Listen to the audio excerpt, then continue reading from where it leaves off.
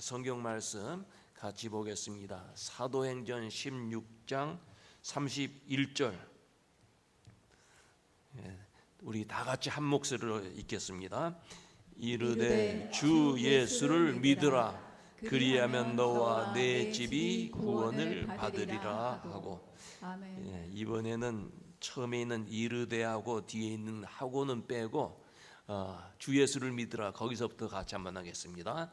주 예수를 믿으라. 그리하면 너와 내 집이 구원을 받으리라. 아멘. 이번에는 안 보고 한번 하겠습니다. 앞에 한번 끄시고 한번 봐요.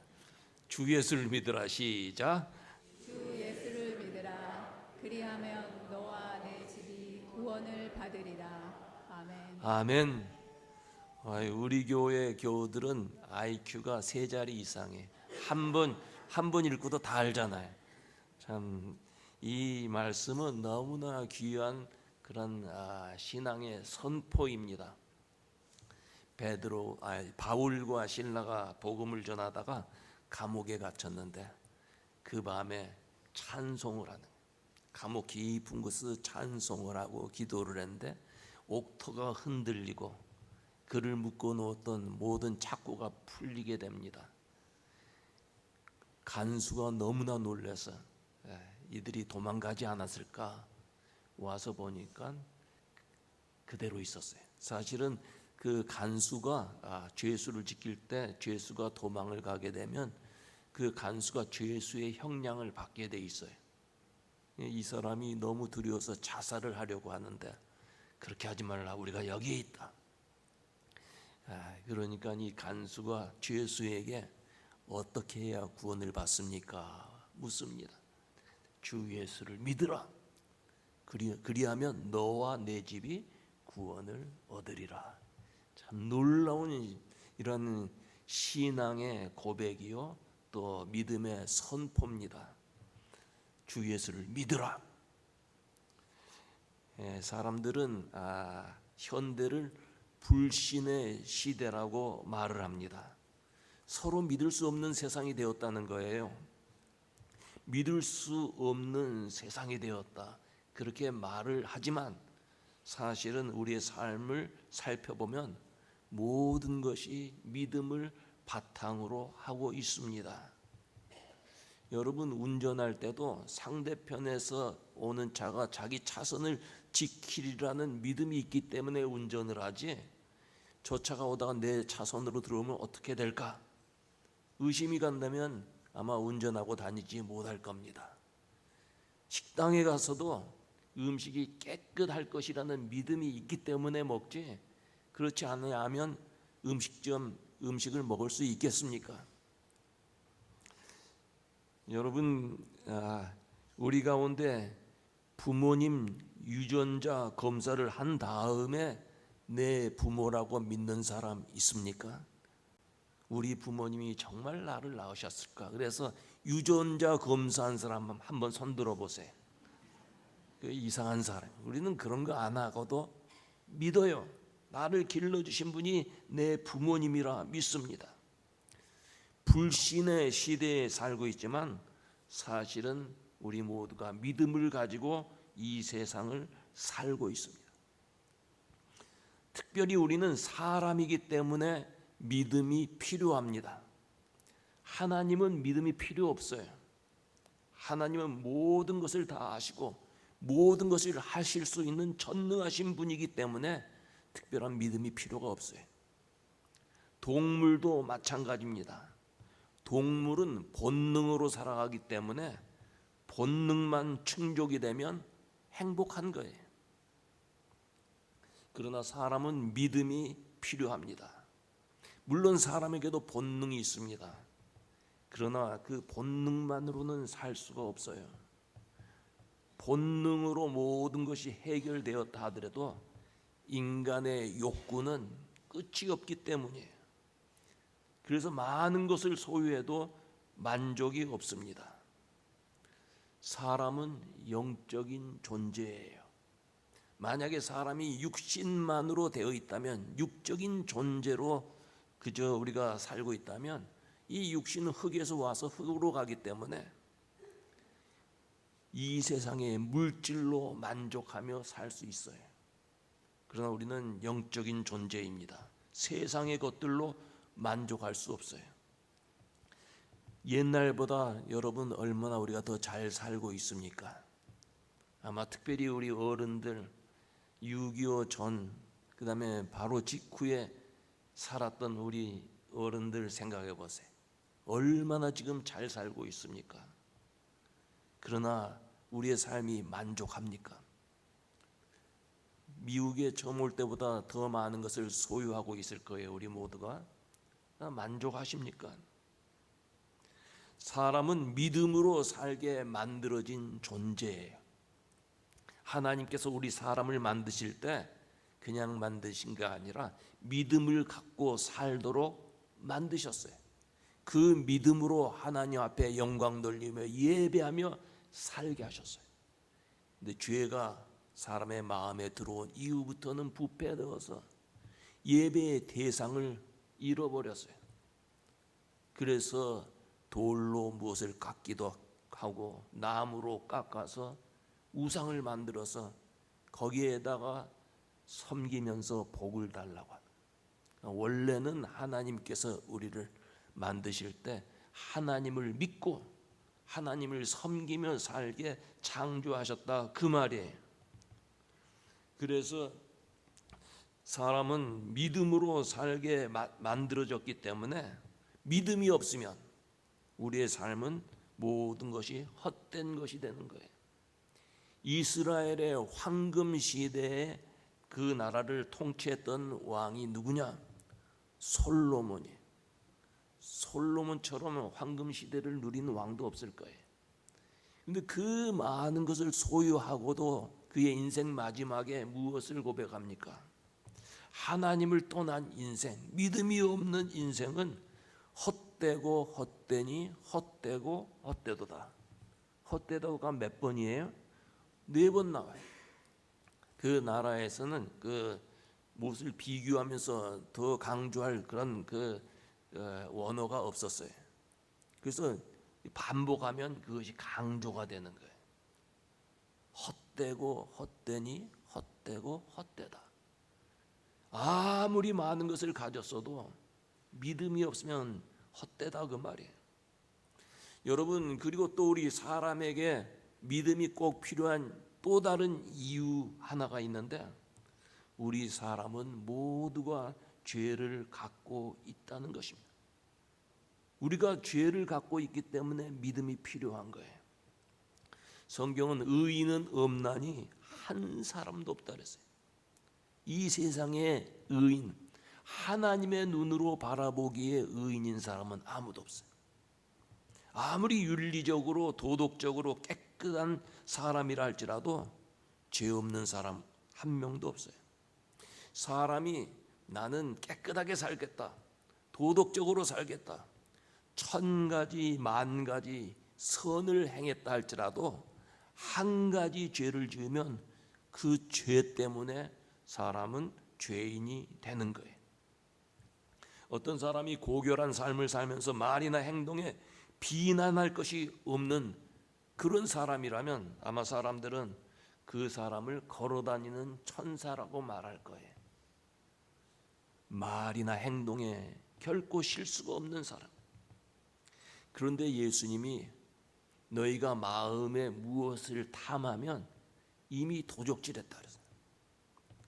누구를 미워하면 이미 살인했다 그랬어요. 심리학자들은 사람들이 하루에 머리에 지나가는 생각이 한 10,000가지 된다 그래요. 10,000가지 생각을 해. 금방금방 이렇게 생각이 각각 달라져요.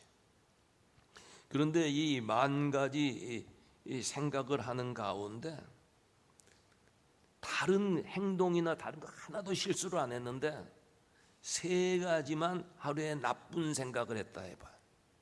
누구나 다 그렇게 할 수 있어요. 다른 거 안 했어도 3가지 머리로 나쁜 생각을 해요. 그런 사람을 볼 때도 우리는 저 사람은 선인이고 의인이라 할 거예요. 그러나 하나님 보시기에는 그렇지 않아요. 하루에 3번, 1년이면 몇 번이에요? 한 1000번 돼요. 1000번. 80세를 산다면 8만 번. 우리 요즘 100세까지 이 다음에 제가 이제 시애틀 갔다가 다시 돌아올 텐데 몇 년이 될지 몰라요. 제가 아마 우리 목사님 오시는데 지금 한 50세 되세요. 그분이 은퇴하려면 15년 한 20년 될 거예요. 그분이 은퇴하면 제가 그때 임시 목사로 또 올 거예요. 우리 당회원들도 전부 다 박수 치면서 줬다 그랬어요. 우리 이제 김건웅 장로님이 당회록에 기록했는지 몰라도 15년, 20년 그때 그러면 100살 만약 산다고 하십시다. 그러면 10만 번 죄를 진 거예요. 그것도 상습범이에요. 하루에 3번씩.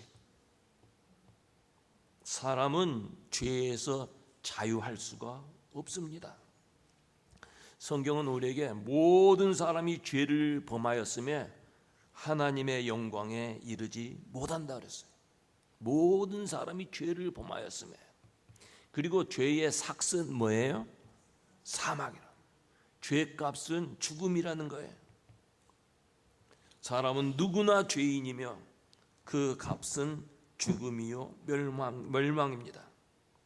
그래서 사람들은 죄의 문제를 해결해 보려고 노력을 합니다. 선행을 하면서 고행을 해봅니다마는 죄에서 자유로울 수가 없어요. 여러분도 아마 그런 유튜브에서 그런 걸 봤을 거예요. 인도에 가보면 어떤 사람은 평생 오른손 하나 들고 살아요. 피가 이게 올라가지 않으니까 아마 이게 싹 말라버렸을 거예요. 여러분이 여기 한 1, 2분만 일해도 얼마나 팔 아파요. 평생을 이루고 산 사람. 그러면 구원받는 줄 알고, 그러면 죄의 용서함 받는 줄 알고 그렇게 사는.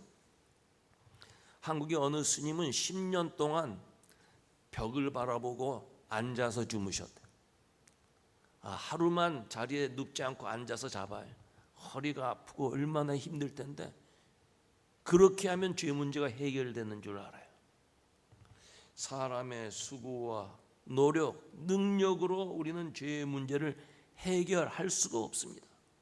그래서 예수께서 오셔서 십자가에서 피 흘려주시고 회개하는 사람, 우리가 아까 전부 다 회개했는데 그 죄를 예수의 보혈로 깨끗하게 씻어주셔서 죄의 문제를 해결해 주시고 우리의 구원의 길을 열어주신 거예요.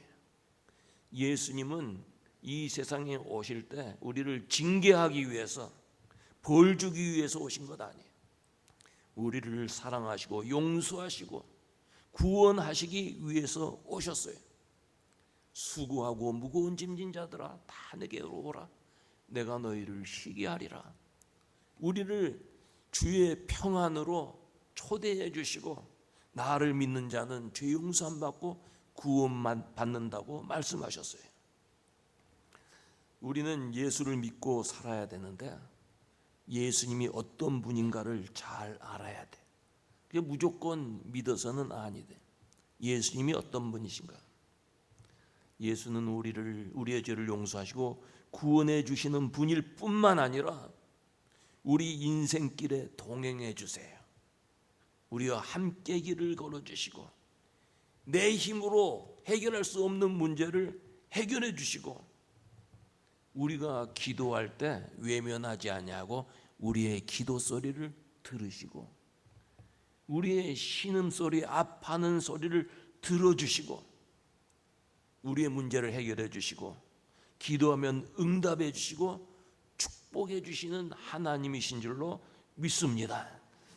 예수님은 부잣집 아들로 왕자로 태어나지 않았어요.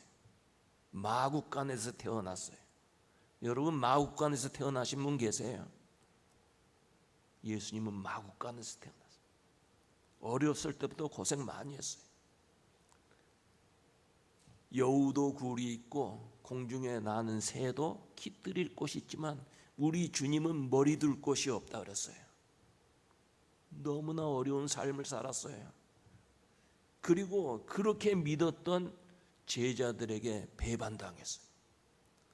예수님의 상처, 그 아픔 얼마나 많아요. 근데 그 마음으로 우리를 이해해 주시는 거예요. 예수님이 부잣집 아들로 태어났다면 우리의 이해 못해요. 왕자로 태어났다면 우리의 아픔 알 수도 없어요. 우리를 다 알고 계시는 그 주님께서 우리와 함께 계시고 동행해 주세요. 이 시간도 주님이 우리와 함께 계신 줄로 믿습니다. 이 믿음으로 살아야 되는 거예요. 어떤 사람이 유럽에서 미국으로 과거에 이민을 오게 되었는데 그 당시에는 배를 타고 이민을 왔어요. 한 달 걸리는 배를 타게 되었어요. 그 사람은 배표를 사고 얼마 남지 아니한 돈으로 배에서 한 달간 먹을 빵을 샀습니다. 그리고 배를 타고 이민길을 떠났는데 처음에 빵 먹는 건 괜찮았지만 며칠 지나니까 빵도 딱딱해지고 얼마나 힘들겠어요. 그래도 참고 빵을 먹는데 식당에서 아주 맛있는 음식 냄새가 풍겨나오는 거예요.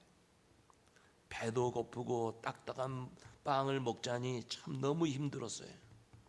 그런데 결국은 빵도 다 떨어졌어요. 굶기 시작했습니다. 이제 이 여행길이 며칠 남지 않았어요.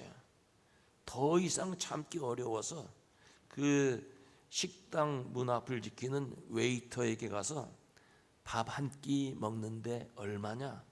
주머니에 동전 몇 개 이렇게 만지작거리면서 얼마냐고 물었어요. 그랬더니 이 웨이터가 배표를 보여달라는 거예요. 그래서 배표를 보여주었더니 당신의 배표는 이미 식사비가 포함된 것입니다.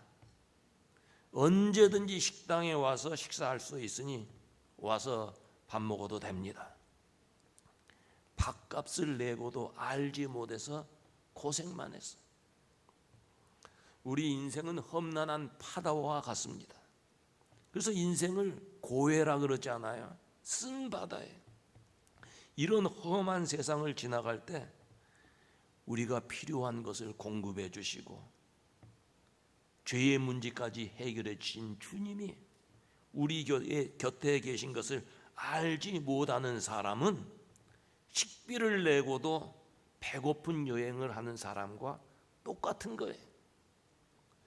여러분, 이 교회당에 전기가 다 연결이 돼 있어요. 그런데 그것을 모르고 캄캄하게 이곳에서 지낸다면 얼마나 힘들겠어요. 가서 우리가 스위치만 올리면 환하게 불이 들어요. 하나님의 은혜는 우리에게 다 연결돼 있어요. 하나님은 우리에게 은혜를 주시려고 준비하고 계세요. 우리가 가서 스위치 올리지 아니하면 그 은혜 받을 수가 없어요. 그 스위치가 무엇입니까? 바로 믿음이에요. 믿음. 우리에게 믿음이 있으면 하나님은 놀라운 은혜를 우리에게 부어주시는 거예요. 인간의 궁극적인 목적은 무엇입니까? 인간의 궁극적 목적이 많이 소유한 것입니까? 명예를 얻는 것입니까?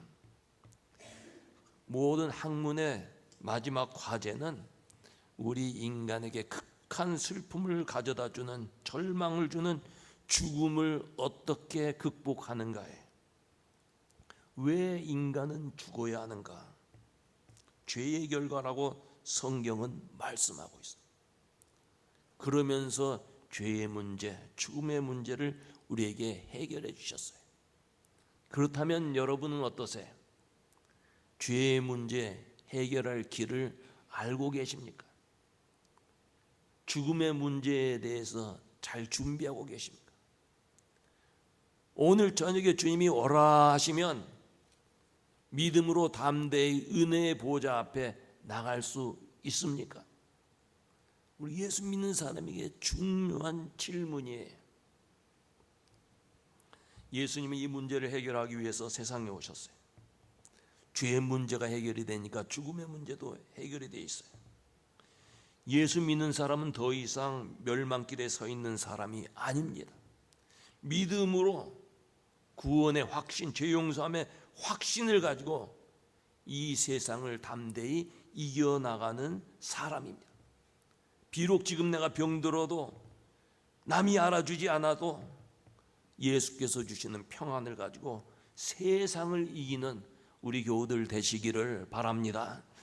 믿음은 천국 문을 여는 열쇠예요. 어떤 젊은 청년 4명이 여행을 가서 호텔에 묵게 되었는데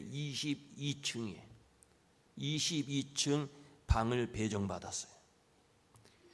그래서 이들은 호텔 방에 가서 이제 짐들을 내려놓고 호텔 앞에 있는 가게에 가서 여행 중에 필요한 것을 잔뜩 사고 돌아왔더니 정전으로 호텔 엘리베이터가 고장이 났어요. 3시간 기다려야 전기가 들어온다는 거예요. 근데 이 청년들은 우리가 젊으니까 뭐 3시간이나 기다리냐, 올라가자. 더운 여름철에 그 짐들을 가지고 산 그로서리 이런 것을 가지고 22층까지 땀을 뻘뻘 흘리며 올라갔어요. 그리고 22층까지 올라가서 문을 열려고 하니까 나올 때 방에 키를 놔두고 온 거예요. 여러분, 젊음과 땀으로 호텔 방 문 열 수가 없었어요. 천국 문도 마찬가지. 천국 문을 열려면 키가 필요해요. 그 키는 무엇입니까? 베드로가 예수님께 주는 그리스도시요 살아계신 하나님의 아들입니다. 신앙 고백할 때 우리 주님이 베드로에게 천국 열쇠를 주셨어요. 천국 열쇠는 사람의 땀도 아니에요. 젊음도 아니에요. 물질도 아니에요. 오직 믿음입니다. 사람의 수고로 천국 문을 열 수가 없어요. 열쇠가 있어야 되는데 그 열쇠는 바로 예수를 구주로 믿는, 고백하는 그 믿음이에요.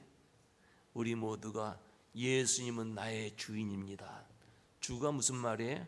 주인이란, 세상의 돈이나 명예가 내 주인 아니에요. 주는 그리스도시요 메시아시요 살아계신 하나님 아들입니다. 우리가 그렇게 고백할 수 있을 때 우리에게 천국 열쇠가 주어지는 것입니다. 여러분, 우리는 예수 믿는 사람이에요. 예수 믿는 사람은 어떤 변화가 일어나야 됩니까? 예수님을 닮아야 돼. 사람이 누구를 닮느냐는 건 매우 중요해요. 한국의 김동인이라고 하는 소설가가 발가락이 닮았다, 그런 소설을 썼어요. 자기가 사랑하는 여인이 있었는데 여인과 헤어졌어요. 그래서 비슷한 여인을 만나서 사랑을 하게 되었는데 옛날 여인하고 자꾸 이렇게 비교해 보면서 보니까 점점 닮은 것이 없어요. 근데 한 군데 발가락을 보니까 옛날 여인과 닮아 있어요. 그러니까 그런 것에 더 집착하게. 누구를 닮느냐? 아이를 가진 그런 부인은 앞으로 태어날 아이가 누구를 닮았을까 궁금해합니다. 예쁜 입술, 큰 눈을 가진 엄마를 닮고 또 우뚝 선 콧날에 큰 키를 가진 아빠를 닮았으면 좋겠다. 그런 아이가 태어났으면 좋겠다 하는 마음을 갖습니다. 그런데 부모의 마음과는 달리 못생긴 것만 골라서 닮는 아이들, 그렇게 태어나는 아이들이 있어요. 그렇지만 희망이 있는 것은 사람이 태어날 때 선천적으로 부모를 닮는 것도 있지만 후천적으로 세월이 지나가면서 닮아가는 경우가 있기 때문에. 우리는 태어날 때 어떻습니까? 예수님 모습 가지고 태어났어요? 사람은 태어날 때 원죄의 죄성을 가지고 태어나요. 다 어글리해요. 아무리 예뻐도 우리 안에는 죄성이 있어요. 그러나 그대로 변화 없이 산다면 그렇게 세상 끝을 보게 될 거예요. 그러나 우리는 주 안에서 변화돼. 후천적으로 변화되어서 예수님의 모습을 닮아가는 성도들이 되어야 하는 것입니다. 참 성도는 예수님 닮는 사람, 진짜 교인이다. 요즘은 가짜 교인도 많고 가짜 목사, 가짜 교회 직분자들도 많아요. 제가 오늘 아침에 우리 교역자들하고 기도회 가지면서 우리는 진짜 목사 됩시다, 진짜 전도사 됩시다 그랬어요. 물건은 처음 만들어지면 짝퉁 가방 진품으로 바꿀 수 없어요. 사람은 그렇지 않아요. 가짜였어도 차츰 변해서 진짜 교인이 돼, 진짜 믿음을 갖게 돼. 그런 성도들 되시기를 바랍니다. 이민교회가 잘못하면 하비 클럽이 될 수가 있어요. 그저 외로우니까, 취미가 같으니까 그래서 나오기 싫어요. 그건 교회가 아니에요. 예수님 닮아가야 돼. 예수님 마음은 어떤 마음입니까? 예수님은 종의 형체를 가지고 오셨어요. 또 이사야에서 보면 예수님은 마른 땅에서 나온 줄기 같아서 고운 모양도 없고 풍채도 없었다 그랬어요. 예수님은 하나님의 하늘 영광의 보좌에서 사람들의 예배를 받으실 분인데 그것을 버리시고 이 땅에 천하고 천한 그런 모습으로 마음과 몸을 낮추셨던 분이에요. 예수님 겸손하신 분이에요. 사람들은 누구나 높임을 받고 싶은 마음이 있습니다. 그래서 남이 나를 알아주지 않으면 화가 나고 자존심 상합니다. 그리고 이런 마음이 발전하면 어떤 마음이 돼요? 교만한 마음이 돼요. 하나님은 교만한 자를 물리치십니다. 예수님의 그 겸손하신 모습 우리가 배워야 돼. 나보다 남을 낮게 여기고 남을 높여줄 수 있는 우리 교우들이 되어야 돼. 남보다 조금 더 안다고, 조금 더 가졌다고, 좀 더 세상에서 잘 나간다고 무시하고 교만한 마음 가진 자 하나님께서 기뻐하지 않아요. 교만은 패망의 선봉이라 그랬어요. 거만한 마음은 넘어짐의 앞잡이라 그랬어요. 자기만 옳다고 하는 사람 넘어지게 돼 있어요. 예수님은 겸손하신 분. 우리가 그런 마음 배워야 돼요. 이솝 우화에 어느 날 수탉 한 마리가 다른 수탉들과 막 싸웠어요. 싸워가고 피투성이가 되면서 결국은 이겼어요. 얼마나 기분이 좋은지 지붕 위에 올라가서 뽐내면서 내가 이 세상에서 제일 힘센 닭이다, 꼭 끼워. 근데 그 위를 날던 독수리가 이 수탉을 보고 할렐루야, 점심 주셔서 감사합니다, 아멘 하면서 내려와서 채간 거예요. 높아지는 자는 그렇게 되는 거예요. 예수님의 마음은 섬기는 마음이었어요. 제자들의 발을 씻었어요. 얼마나 큰 섬김인지 몰라요. 그 옛날에는 노예들이 발 씻는 거예요. 제자가 선생님 발을 씻는 거지 선생님이 제자들 발 씻는 일이 없어요. 예수님이 그 일을 하셨어요. 그리고 우리에게도 사람들의 발을 씻으라 그랬어요. 우리가 누구를 만날 때 먼저 마음속에 그 사람 만나면 어떻게 섬길까? 그것부터 생각해야 돼. 모임에 갔을 때 어떻게 이 모임을 섬길 것인가 생각해 보아야 돼. 가서 상석에 앉지 말고 아주 낮은 자리에서 섬기는 그런 모습을 갖는 것이 우리 성도들의 마음이 되어야 돼. 예수님 죽기까지 제자들 사랑했습니다. 참 모든 사람들이 싫어했던 이방인들, 사마리아 여인, 심지어는 세리와 장녀까지도 사랑해 주셨어요. 사랑의 마음, 넓은 마음을 가지신 분이에요. 전에는 사람들이 IQ 높은 사람 알아주고 부러워했습니다. 또 IQ 높은 사람은 자기 머리 좋다고 자랑을 했어요. 그러나 이제는 IQ 높은 것 알아주지 않아요. 이제는 챗 GPT만 할 줄 알면 더 많은 지식과 정보 가질 수 있어요. 우리 교회에서도 우리 연세 드신 어른들 위해서 젊은 분들 남성교회나 여성교회에서 하루 그 친교 시간에 우리 어른들 챗 GPT 그 앱을 좀 이렇게 깔아주세요. 그러면 이것만 알면 세상의 모든 지식 다 알 수 있어요. 얼마나 잘하는지 챗 GPT에게 물어봤어요. 근데 챗 GPT가 아주 겸손하더라고요. 이 얼마나 겸손하냐? 야, 챗 GPT, 너 모든 것 아는 것 같은데 네가 하나님이냐? 이렇게 제가 질문을 했어요. 그랬더니 답이 어떻게 나왔냐면 저는 하나님 아닙니다. 모든 것 아는 것 같지만 정보, 문서, 데이터로 학습된 지식을 갖고 있습니다. 그러나 모르는 것도 많고 실수할 수도 있고 마음이나 영혼이 없습니다. 자기는 마음 없고 영혼이 없다는 거예요. 기독교적으로 말하면 하나님만이 전능하시고 저는 그분이 만든 도구입니다. 얼마나 겸손한지 몰라요.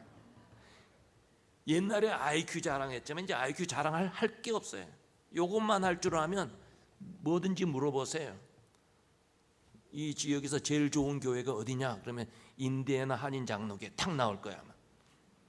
어디든지 다 나와요.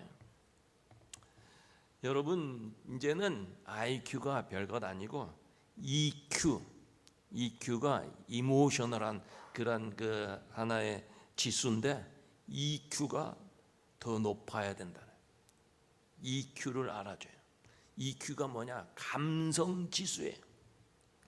아름다운 자연을 보면서 아름다운 줄 알고 어려움 당한 사람을 보고 불쌍히 여길 줄 알고 따뜻한 마음으로 이웃을 품어주고 이웃에게 기쁨을 줄 수 있는 감성 지수가 있는 사람 알아주는 시대가 되었어요. 여러분, 우리 교회 교우들은 감성 지수가 점점 높아져야 돼요. 사람을 따뜻한 마음으로 대해줄 줄 알아야 됩니다. 우리 교우들의 마음은 태평양같이 넓어야 돼요.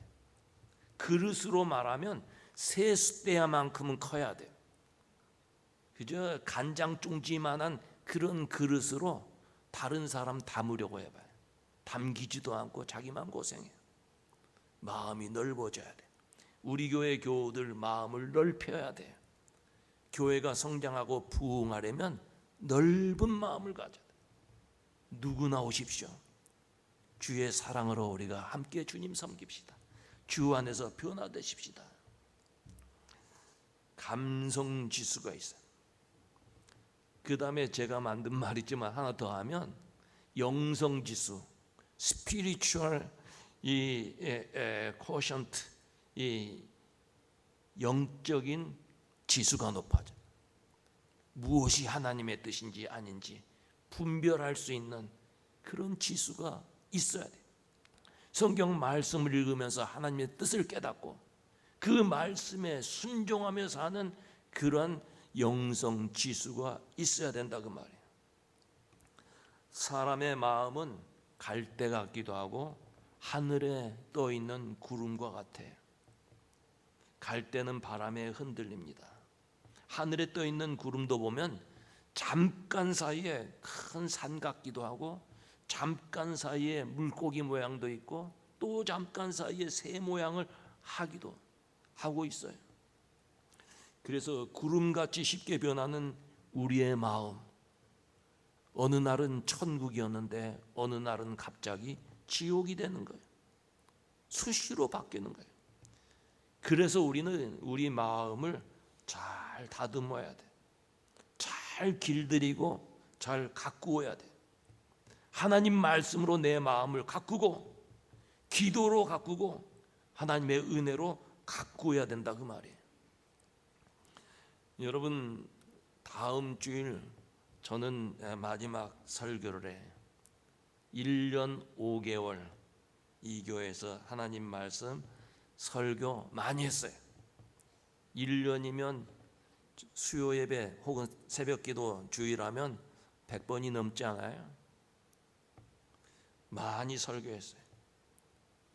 그러나 그 가운데 오늘 제가 꼭 드리고 싶은 말씀은 우리 교우들은 진짜 교인이 돼서 예수 믿고 구원받고 믿음으로 세상을 이기고 예수의 모습을 닮는 그런 성숙한 믿음의 성도들이 되시기를 원합니다. 여러분, 우리가 진짜 교인 되십시다. 가짜 되지 말아요. 정말 교회를 교회답게 우리가 새롭게 이렇게 품어나가고 예수님이 이 교회의 주인이 돼야 돼. 사람이 주인이 아니고 예수님이 이 교회의 주인이 되고 우리는 예수님을 바라보면서 예수님을 닮아가는 진짜 교인이 돼서 하나님께 영광 돌리고, 그래서 하나님께서 부어주신 놀라운 은혜를 체험하는 우리 교우들 다 되시기를 주의 이름으로 축원합니다.